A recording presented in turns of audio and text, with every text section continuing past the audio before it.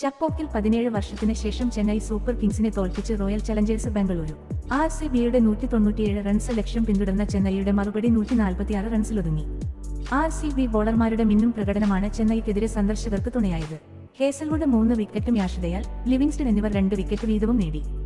ചെന്നൈയ്ക്ക് വേണ്ടി രജിൻ രവീന്ദ്ര 41 റൺസും ജഡേജ 25 റൺസും ധോണി 30 റൺസും നേടി. ധോണി 9ാമനായി എത്തിയെങ്കിലും മത്സരം അപ്പോഴേക്ക് ചെന്നൈയുടെ കയ്യിൽ നിന്ന് പോയിരുന്നു. ഓപ്പണറായ ത്രിപാഠി 5, പിറകെ captain Ruturaj Gaikwad 0, Deepak Hooda 4, Sam Curran 8, Shivam Dube 19 എന്നിവർ നിരാശപ്പെടുത്തി. ടോസ് നഷ്ടമായി ആദ്യം ബാറ്റിംഗിനിറങ്ങിയ റോയൽ ചലഞ്ചേഴ്സ് ബംഗളൂരുവിന് വേണ്ടി ക്യാപ്റ്റൻ രജത് പാട്ടീദാർ അർദ്ധ സെഞ്ചുറിയുമായി തിളങ്ങി.